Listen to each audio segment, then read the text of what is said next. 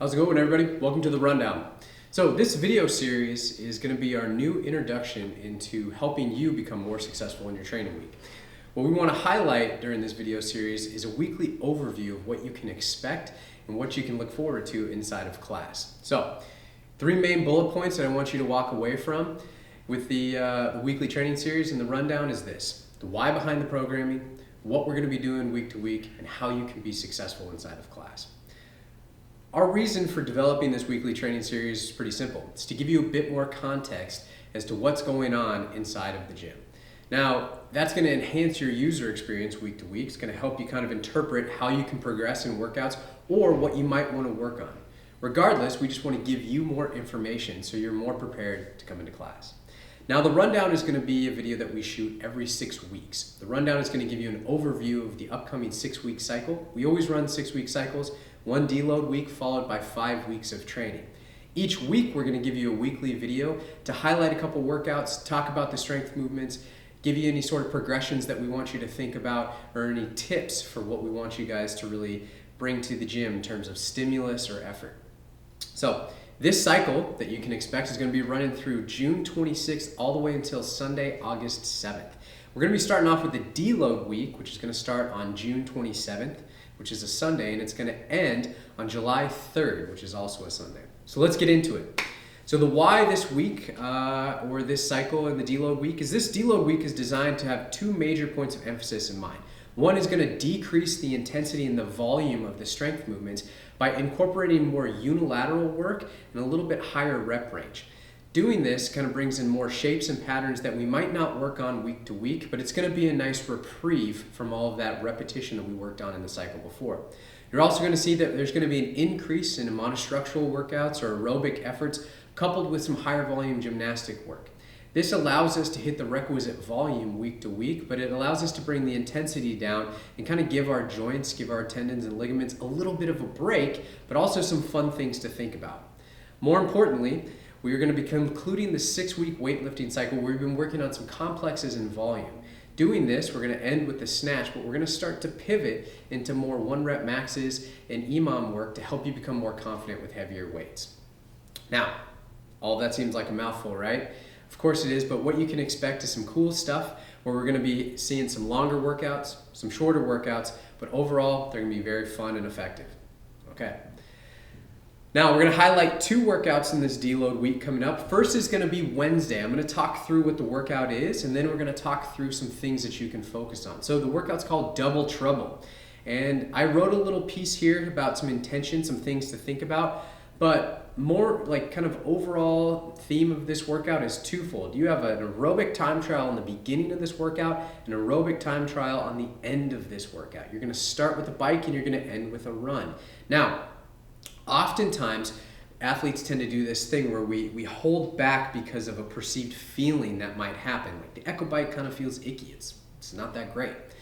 But the main teaching point here is that if you can move air, right, strong air in, think fill all the way up and deliberately out, that's actually going to help you preserve your energy, preserve your focus longer, and it's going to stave off that intensity. Now, here's what the workout looks like. For our RX Plus athletes, we're going to be starting on a 25-minute time clock. You're going to either do a 60 cal time trial or a 40 cal time trial on the Echo Bike for the men and the women. Then you're going to rest 60 seconds. And then you're going to complete 5 rounds, 75 double unders, 15 front squats at 95 or 65 pounds, and 10 toes to bar. As soon as you're done with that, we're going to rest 2 minutes, and then you have an 800-meter time trial to conclude the workout. Let's talk about a couple things here. One, the time trial on the Echo Bike is meant to do a couple things. One, it's to raise that metabolic stimulus or that response. So your heart rate's up, your respiration rate's up, blood's flowing through the body. We generally are feeling a little bit different than we started that workout. You're then going to come into a 5-rounder that's really going to just kind of bring an intense focus on that midline, which is going to challenge 2 things, right? It's going to challenge how you breathe when you run, and it's going to challenge the position at which you run in. One of the things that I want you to be mindful of is this. Those double under ninjas that are out there, congratulations, that's awesome if you can complete 75 reps. But if you're not breathing or you're not doing them well, that can actually raise that heart rate and raise that respiration rate, because we oftentimes withhold breathing and we jump our face gets really tight and we stop, and then whoosh, we get that after effect where, holy cow, we're breathing a lot faster. That's going to be very hard then when you get into that front rack position. And although the weight is moderate, it's still going to load you down and challenge you how you breathe. Okay? Then we're going to get into toes to bar, where now we're hanging from a bar and we've got to do this fancy thing called flexion extension, bring my toes up to the bar, bring my toes behind me, and still try to move air the entire time. See where this can get tricky? The thing that I would encourage you to think about is this. Take one round at a time and pace appropriately to your current ability. Now the front squats are the front squats. Anytime you drop the barbell, the rule of thumb is you got to pick it back up unless it's your last round. So be mindful of that. Pick a goal that you can move through and think about this. Inhale on the way down, exhale on the way up. Or find the place that you're most comfortable with breathing. When you get to the toes to bar are going to be really indicative of one thing. How well can you maintain position and how well can you maintain range of motion? So what I always like to think about is if I can push my head all the way through my shoulders, I can bring my toes behind me, that's going to set me up for a successful hollow position as I come back. Shoulders behind me, knees high, bring the toes to the bar. All of this is meant to be kind of inhibitory or challenge your 800-meter time trial. So there's a rest of 60 seconds after the time trial on the Echo Bike, and there's a rest for 2 minutes after that 5-rounder. This is kind of your time to get in the right headspace in order to be successful for this workout. What I would recommend with that 2-minute time trial, that 2-minute rest period, find a comfortable position, hands on the head or hands on the ground, and start moving air in and breathing air out deliberately. Okay, see if you can slow down that exhale. That's going to drop that heart rate down and it's going to control that respiration rate. When you head out on the run, remember that it's 2 laps around the building for 800 meters. So let's not get too carried away. But the idea with the time trial is that you do it as quickly as possible. Conventional wisdom would tell us the faster we complete that, the sooner it's over. But if you run 1/400 fast and that smokes you for the second, you're going to set yourself up for a really icky 800 meters.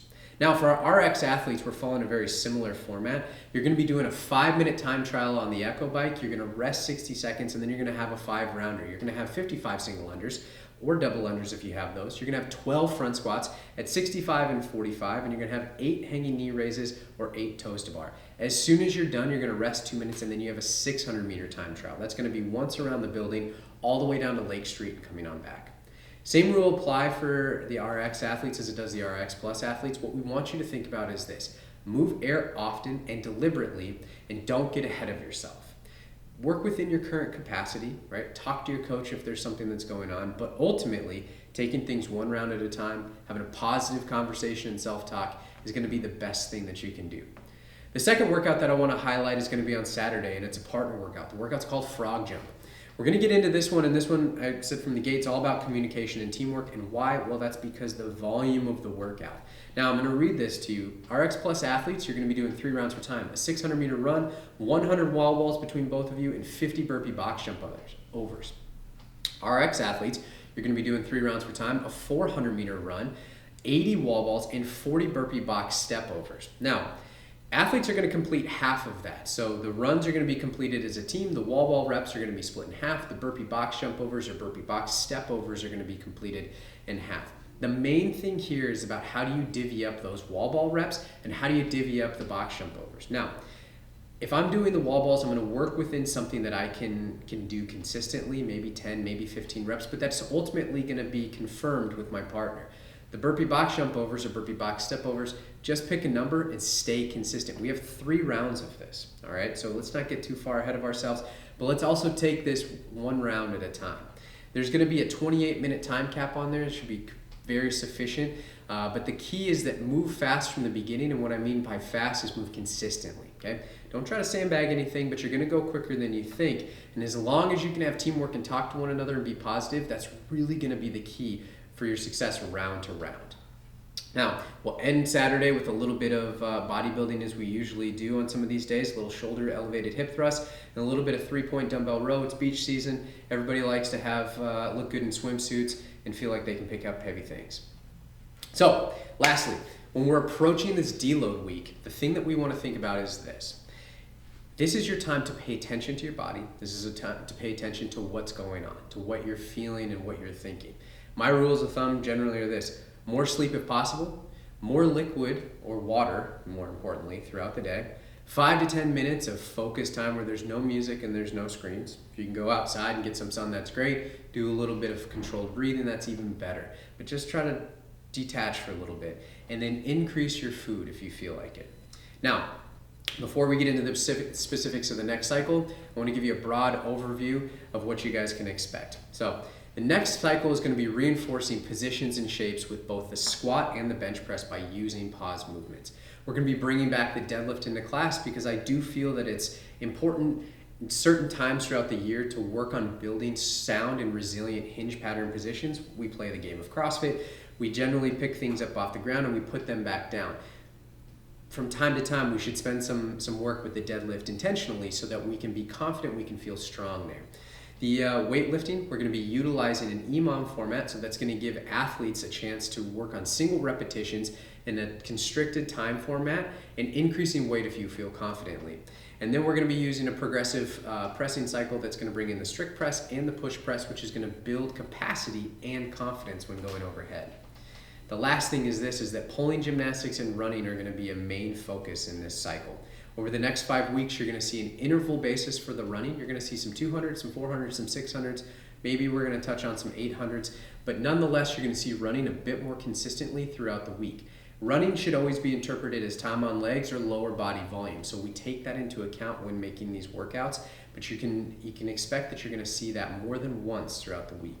The pulling gymnastics, muscle ups, pull-ups, chest to bar pull-ups, toes to bar, these things are going to be interspersed inside of Metcons for one very specific reason. We're going to be building capacity with these higher level gymnastics movements, but the thing is that we want to sandwich those inside of formats that are going to generate a little bit more localized fatigue so that you can learn about your position, you can learn about your shape, and you can learn about how you can progress these things more consistently. Overall, we're really excited about this upcoming cycle, and I'll leave you with this. A lifetime of fitness is not built in one day. So take your time over the next 6 weeks, be consistent with your training schedule, but also give yourself a break when you need it. We'll see you in class.